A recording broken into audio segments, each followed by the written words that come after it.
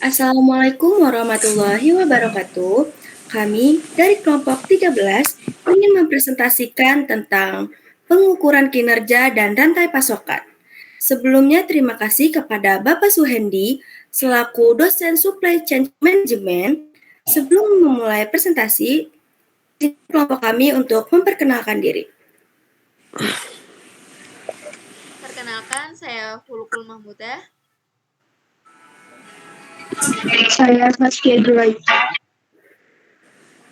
Saya Naila Agustina Putria. Saya Ahmadul Muiz. Saya Muhammad Akmal. Oke, tanpa berlama-lama lagi, mari kita mulai presentasi kali ini. Yang pertama akan dibacakan oleh teman saya. Oke, buat yang pengukuran kinerja itu terdiri dari pengertian, tujuan, dan indikator pengukuran kerja. Next. Dari pengukuran kinerja rantai pasokan itu berfungsi untuk menilai efektivitas dan efisiensi dari seluruh aktivitas operasional. Tujuannya agar perusahaan bisa mengetahui sejauh mana proses rantai pasokan itu berjalan, sekaligus mengidentifikasi area yang masih perlu diperbaiki. Melalui dengan pengukuran ini, perusahaan bisa mendapatkan gambaran menyeluruh tentang kekuatan, kelemahan, dan potensi peningkatan dalam rantai pasokan dalam pengukuran kinerja. Next.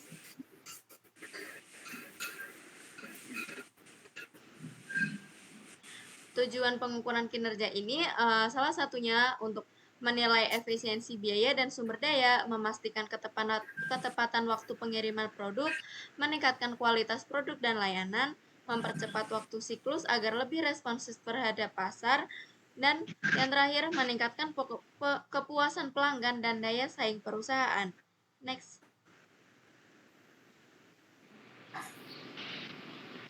Adapun indikator pengukuran kinerja yaitu yang pertama ada efisiensi biaya. Efisiensi biaya menilai seberapa hemat biaya operasional seperti produksi, distribusi, dan penyimpanan tanpa menurunkan kualitas. Yang kedua ada waktu siklus. Waktu siklus ini mengukur lamanya proses dari pemesanan hingga pengiriman. Waktu siklus yang sangat singkat menandakan rantai pasok yang responsif. Yang ketiga ada kualitas produk dan layanan.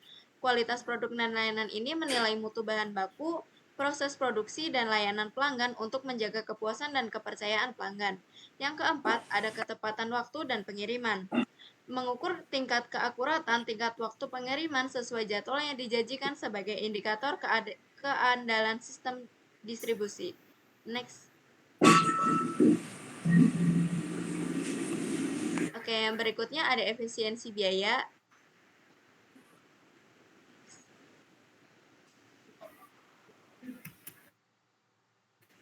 Next.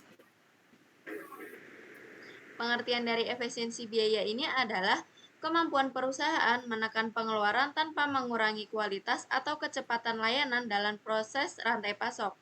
Dan cara mencapainya adalah dalam mengadakan pemilihan pasok yang kompetitif dan andal, serta menerapkan pengadaan bersama atau berkelanjutan.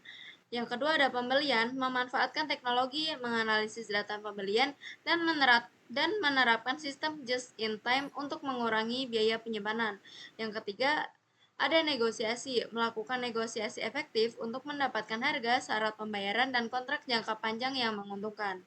Yang selanjutnya, materi selanjutnya akan dibacakan oleh Saskia. Selanjutnya ada waktu siklus. Nah, apa sih waktu siklus itu? Waktu siklus adalah durasi total dari proses pemesanan hingga produk diterima oleh pelanggan. Indikator ini menunjukkan seberapa cepat dan responsif rantai pasokan dalam memenuhi permintaan pasar.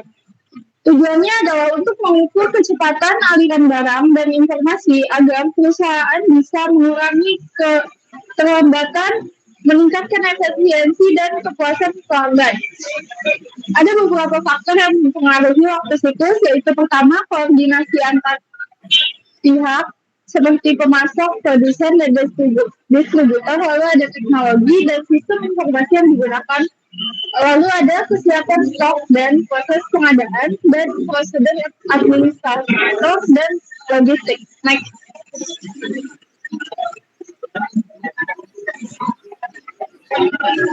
Selanjutnya ada strategi dan manfaat.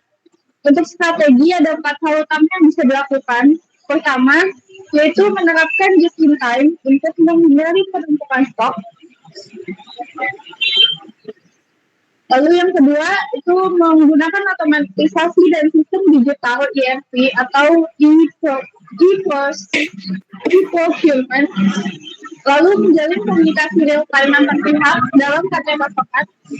Lalu melakukan evaluasi dan perbaikan keberlanjutan terhadap proses produksi dan distribusi. Kedengaran nggak? Lalu ada manfaat. Manfaatnya itu respon lebih cepat terhadap permintaan pasar. Lalu pengurangan biaya, penyimpanan dan resiko kerusakan produk dan peningkatan kepuasan dan loyalitas pelanggan. Next.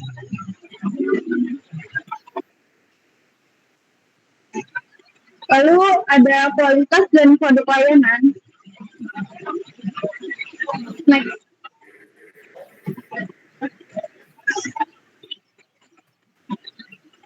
Kualitas dan produk layanan itu adalah tingkat kesesuaian produk serta pelayanan terhadap standar dan harapan pelanggan. Dalam rantai pasokan, hal ini mencakup kualitas bahan baku, proses produksi, distribusi, hingga pelayanan purna jual. Tujuannya itu untuk menjamin produk yang diterima pelanggan bebas cacat, konsisten, dan memberikan nilai tinggi, sehingga meningkatkan kepercayaan dan loyalitas pelanggan. Faktor yang mempengaruhi yaitu kualitas dan keandalan pemasok bahan baku, lalu proses produksi dan kontrol kualitas setiap tahap, sistem pengiriman dan penyimpanan yang tepat, dan pelayanan pelanggan atau customer service yang responsif. Next.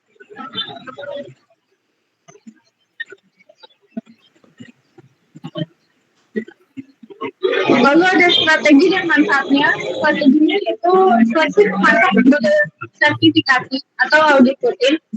Lalu standarisasi proses produksi serta penerapan SOP yang ketat. Lalu pemantauan kualitas secara real time menggunakan teknologi sensor, IoT, dan ERP. Lalu pelatihan karyawan dan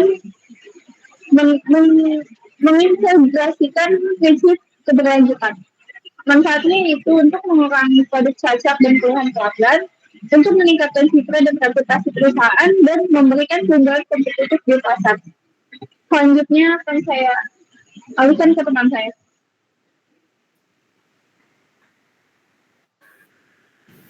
Oke, selanjutnya ada ketepatan waktu pengiriman. Next. Oke, di sini ada pengertian dan faktor. Itu pengertian. Ketepatan waktu pengiriman adalah kemampuan perusahaan dalam mengirim produk atau barang sesuai dengan jadwal yang telah disepakati dengan pelanggan. Yang kedua yaitu faktor. Faktor yang mempengaruhi ketepatan waktu pengiriman. Salah satunya itu pemilihan pemasok yang handal. Pemasok dengan rekam jejak baik akan mengurangi risiko keterlambatan. Yang kedua itu sistem logistik dan transportasi, jalur distribusi dan sarana transportasi yang efisien membantu ketetapan waktu. Yang ketiga ada komunikasi dan koordinasi, informasi yang jelas antar pihak mencegah kesalahan jadwal. Yang keempat ada perancangan dan pengawasan produksi, kesiapan stok dan proses produksi berpengaruh pada jadwal kirim. Yang terakhir ada koordinasi eksternal. Cuaca buruk, kemacetan atau gangguan sistem juga dapat menyebabkan keterlambatan. Oke, next. Oke, selanjutnya ada tujuan. Mengapa kepuasan pelanggan dan membangun kepercayaan. Yang kedua itu meningkatkan efisiensi operasional serta mengurangi biaya tambahan akibat keterlambatan. Yang ketiga, meningkatkan reputasi dan biaya saing perusahaan. Yang terakhir, membantu perancangan rantai pasokan yang lebih baik dan stabil. Lalu ada strategi. Otomatisasi proses pengembalian untuk mempercepat pesanan dan pelacakan. Yang kedua, pemantauan kinerja pasok secara rutin agar masalah cepat terdeteksi. Yang ketiga, negosiasi jadwal dengan perjanjian pengiriman yang jelas di awal kerjasama. Yang terakhir, penggunaan teknologi logistik seperti sistem tracking dan notifikasi pengiriman. Yang terakhir itu dampaknya penurunan kepuasan pelanggan dan potensi kehilangan kepercayaan. Yang kedua, kerugian finansial akibat biaya tambahan atau dana keterlambatan. Yang ketiga itu gangguan produksi karena bahan baku datang terlambat. Yang terakhir, citra perusahaan menjadi kurang profesional di mata konsumen. Next. Oke, selanjutnya akan dijelaskan oleh teman saya. Oke, selanjutnya itu ada peningkatan dan optimalisasi. Yang pertama ada pengertian. Peningkatan dan optimalisasi kinerja rantai pasokan adalah proses kompleks yang mencakup evaluasi, perencanaan, dan penerapan strategi untuk meningkatkan efisiensi, efektivitas, serta keberlanjutan operasi secara menyeluruh. Tujuannya agar seluruh elemen rantai pasok dapat berfungsi maksimal dan saling mendukung. Selanjutnya ada strategi. Tahap berikutnya adalah menyusun strategi dan rencana aksi yang jelas serta terukur. Perencanaan ini bisa meliputi pembaruan teknologi, penyederhanaan proses, hingga restrukturasi organisasi. Tujuannya adalah memastikan setiap perubahan memiliki arah dan target realisasi. Selanjutnya ada implementasi dan pemantauan. Perubahan ditetapkan secara bertahap agar transisi berjalan baik. Pelatihan karyawan, penyesuaian sistem, dan pengawasan rutin dilakukan untuk menjaga efektivitas pelaksanaan. Pemantauan berkelanjutan penting supaya hambatan bisa segera diatasi dan hasil tetap sesuai harapan. Selanjutnya ada optimalisasi kerja. Dilakukan untuk mencapai efisiensi tertinggi dalam operasional. Teknologi seperti otomatisasi, kecerdasan buatan, dan analisis data besar digunakan guna memperbaiki proses secara mendalam. Selanjutnya ada keberlanjutan. Optimalisasi juga menekankan aspek keberlanjutan dan etika. Penerapan praktik ramah lingkungan, kerjasama yang adil dengan pemasok, serta perhatian terhadap kesejahteraan karyawan dan masyarakat menjadi bagian dari upaya menjaga kinerja yang berkelanjutan. Selanjutnya akan dibacakan oleh teman saya. Baik, selanjutnya pengukuran dan peningkatan kinerja dalam manajemen rantai pemasokan (SCM) melalui 4 indikator utama, yaitu efisiensi biaya, waktu, siklus, dan kualitas produk dan layanan, serta ketepatan waktu pengiriman. Strategis implementasi perubahan yang terarah, sedangkan optimalisasi menekankan penggunaan teknologi, pendekatan holistik, serta penerapan prinsip berkelanjutan dan bertanggung jawab sosial. Secara keseluruhan, bab ini menegaskan bahwa pengelolaan kinerja SCM yang efektif dapat meningkatkan efisiensi, kualitas, dan daya saing perusahaan di pasar global. Selanjutnya saya kembalikan ke moderator. Baik, sekian presentasi dari kelompok kami. Kurang lebihnya mohon maaf. Wassalamualaikum warahmatullahi wabarakatuh.